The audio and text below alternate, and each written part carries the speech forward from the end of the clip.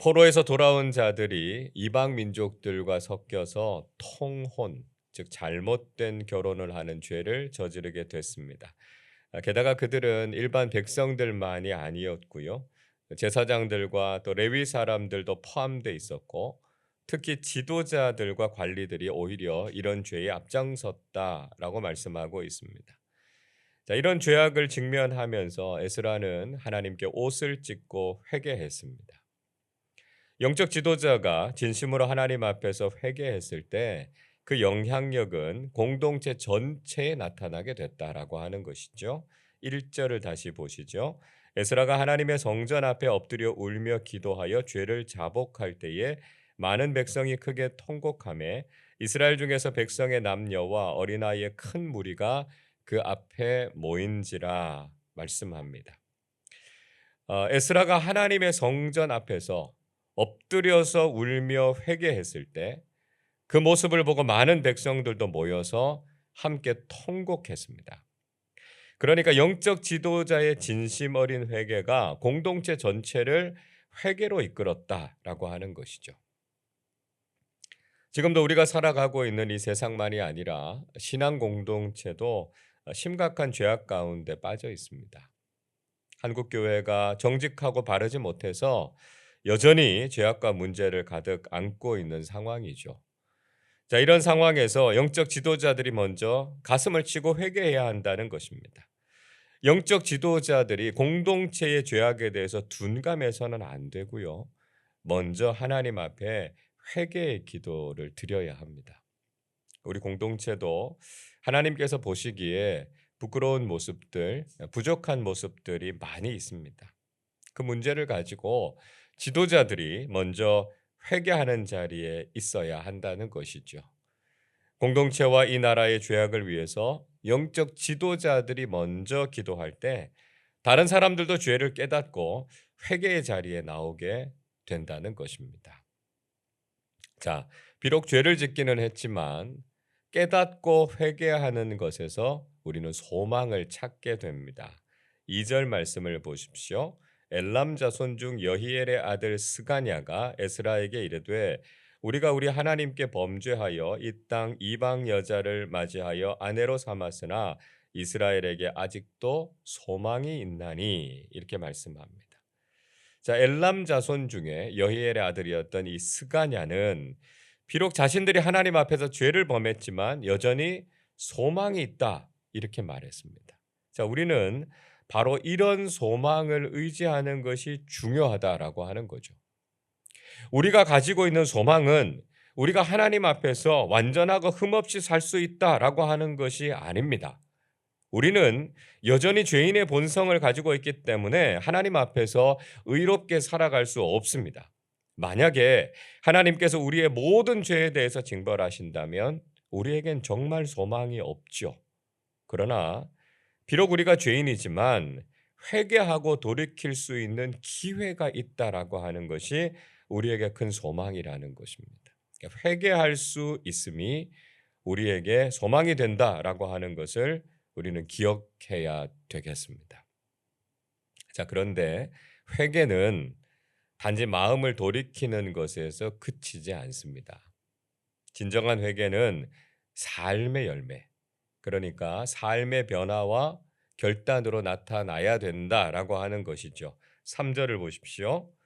곧 내 주의 교훈을 따르며 우리 하나님의 명령을 떨며 준행하는 자의 가르침을 따라 이 모든 아내와 그들의 소생을 다 내보내기로 우리 하나님과 언약을 세우고 율법대로 행할 것이라 말씀하고 있습니다.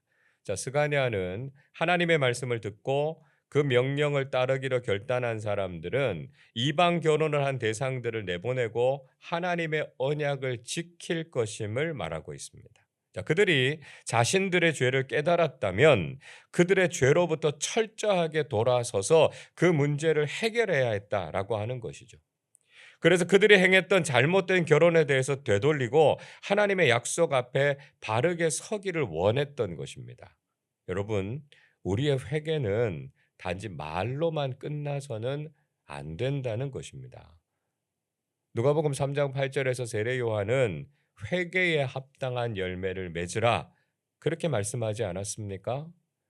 우리가 회개했다면 반드시 회개에 합당한 열매를 맺어야 된다는 것입니다. 진정한 회개는 하나님의 말씀 앞에서 우리의 삶이 변화되고 새로워지는 것으로 드러나야 한다는 것이죠. 자, 스가냐는 에스라가 할 일을 자신이 돕겠다 이렇게 약속하고 있습니다. 자, 4절 말씀을 우리 같이 읽겠습니다. 이는 당신이 주장할 일이니 일어나소서 우리가 도우리니 힘써 행하소서 하니라. 자, 스가냐는 이 일을 에스라가 반드시 해야 된다 이렇게 독려하고 있죠. 여기에서 일어나다라고 하는 히브리어 단어 쿰이라고 하는 말은 영적인 결단이에요. 변화를 상징하고 있습니다. 자, 이 단어는 성경 여러 곳에서 쓰입니다. 다시스로 가는 배에서 자고 있었던 요나에게 선원들이 일어나라 이렇게 말했을 때도 이 쿰이라는 단어를 씁니다. 예수님께서 죽은 소녀를 다시 살리실 때도 달리다 쿰 이렇게 선언하신 거죠. 그에게 생명을 되찾아 주셨습니다. 즉 영적인 지도자가 결단하고 일어나서 이 일을 바로잡지 않으면 누가 그 일을 할 수 있겠느냐라고 하는 것이죠. 에스라가 그 일을 하는 데 있어서 스가냐가 적극적으로 도울 테니까 그 일을 추진하십시오. 이렇게 격려하고 있습니다. 공동체에서 잘못된 일을 지도자가 나서서 바로잡지 않으면 그 누구도 그 일을 할 수 없다는 것이죠. 그래서 영적 지도자들은 그것이 힘들어도 그 일에 헌신해야 한다는 것입니다. 그러나 중요한 것은요. 지도자 혼자서는 그 일을 할 수 없다는 거예요. 공동체가 함께 도우면서 그 일을 할 수 있도록 격려해야 한다는 것입니다. 저는 앞으로도 우리 교회가 하나님의 말씀 앞에서 바르게 서기 위해서 교회를 새롭게 하고 신앙을 개혁하는 일들을 계속할 것입니다. 그 일을 잘 감당할 수 있도록 힘을 실어 주시고 격려하는 사람들이 되어 주시기를 다시 한번 부탁드립니다. 자, 에스라는 스가냐의 격려의 말을 듣고 개혁의 기치를 내걸게 됐습니다. 5절을 보십시오. 이에 에스라가 일어나 제사장들과 레위 사람들과 온 이스라엘에게 이 말대로 행하기를 맹세하게 하매 무리가 맹세하는지라 말씀합니다. 에스라는 그 말을 듣고 일어났습니다.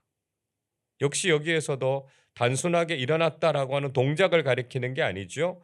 에스라가 영적인 결단을 하고 그 일을 행하겠다라고 하는 의지를 보여주고 있습니다. 에스라는 제사장들과 레위 사람들 그리고 온 이스라엘 사람들에게 하나님의 말씀대로 개혁을 추진할 것을 맹세하게 했습니다. 그런데 에스라가 가진 근심은 쉽게 사라지지 않았습니다. 6절을 보세요. 이 에스라가 하나님의 성전 앞에서 일어나 엘리야십의 아들 여호하난의 방으로 들어가니라. 그가 들어가서 사로잡혔던 자들의 죄를 근심하여 음식도 먹지 아니하며 물도 마시지 아니하더니 말씀합니다. 에스라는 하나님의 성전 앞에서 다시 일어났습니다. 그가 영적이고 의지적인 결단을 따라서 행동하고 있다는 것을 보여주고 있죠. 그는 성전에서 나와서 엘리야십의 아들인 여호하난의 집에 들어갔습니다. 여호하난이 누구인가라고 하는 것에 대해서는 의견이 분분합니다. 대제사장의 가문 중에 한 사람이다 이렇게 보기도 하고요. 성전을 재건하는 데 특별한 업적은 세운 사람이다 이렇게 보기도 합니다. 자, 아무튼 이 에스라는 여호하난의 방에 들어가서 금식하면서 하나님께 그들의 죄에 대해서 간절하게 기도했습니다. 즉 이런 영적인 개혁은 인간의 힘으로 이루어질 수 있는 것이 아니었기 때문이었습니다. 에스라는 하나님께 기도하면서 하나님께서 이 일을 이루어 주시도록 간구했던 것이죠. 이스라엘 신정 공동체의 회복과 관련된 이 신앙의 개혁은 정말 중차대한 일이었고 하나님의 도우심이 없이는 성공할 수 없었기 때문에 그는 하나님 앞에 금식하면서 철저하게 하나님의 도우심을 구했던 것이었습니다. 7절과 8절의 말씀 보면 에스라는 그렇게 하나님께 간절하게 기도드린 후에 사람들을 모으고 구체적으로 개혁을 추진해 나갔던 것을 볼 수 있습니다. 여러분, 신앙 공동체가 하나님 앞에서 죄를 회개하고 개혁을 추진한다라고 하는 것은 결코 쉽지 않은 일입니다. 분명히 지금도 교회가 잘못하는 일들이 있고요. 그것을 지적해서 고쳐야 한다 이렇게 말하지만 그에 대한 저항이 만만치 않습니다. 하나님의 말씀에 어긋나고 잘못된 길을 걷고 있다는 것을 지적해도 오히려 그것을 불편해하거나 반론을 제기하기도 합니다. 우리는 교회가 하나님 앞에서 바로 서고 영적 지도자들이 개혁을 바르게 이루어 갈 수 있도록 기도하고 협력할 수 있어야 한다는 것이죠. 교회가 연약하고 문제가 있는 공동체다라고 하는 것을 인정하면서 날마다 하나님의 말씀 앞에서 개혁해 나가는 것이 필요하다는 것입니다. 우리가 과거의 습관이나 편리함에 머물러 있는 것이 아니라 하나님의 약속의 말씀 앞에서 올바른 것이 무엇인가라고 하는 것을 늘 물어야 하죠. 그리고 잘못된 것이 있으면 과감하게 개혁하고 변화를 시도해야 한다는 것입니다. 하나님의 말씀에 따른 개혁을 가로막거나 저항하는 편에 서는 것이 아니라 영적인 개혁을 돕고 힘을 실어주는 사람들이 되어야 하겠습니다. 우리 교회와 신앙 공동체가 하나님의 말씀 앞에서 진정으로 회개하고 개혁과 영적 변화를 향해 나아갈 수 있도록 기도하시고 헌신하실 수 있기를 주님의 이름으로 축원합니다. 기도하겠습니다. 거룩하시고 자비하신 하나님 아버지, 감사와 찬양을 드립니다. 하나님 앞에서 우리 자신과 공동체의 죄악된 모습을 회개하게 하시고 구체적으로 삶의 변화와 결단이 있게 하여 주옵소서. 무엇보다 영적 지도자들이 먼저 결단해서 공동체를 새롭게 하는 일에 앞장서게 하시고 모든 공동체가 힘을 싣고 동참하게 해 주옵소서. 추수감사주의를 앞두고 우리의 삶에 풍성한 믿음의 열매들이 가득하게 하시고 전교인 출석주의를 통해서 그동안 신앙생활에 소홀했던 모든 교우들이 함께 나와 예배하게 해 주옵소서.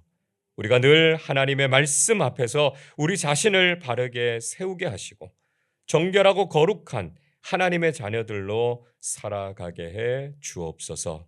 오늘 하루의 삶에도 하나님께서 예비하신 은혜와 평강이 넘쳐나게 해 주옵소서. 감사드리며 우리 주님 예수 그리스도의 이름으로 기도하옵나이다. 아멘.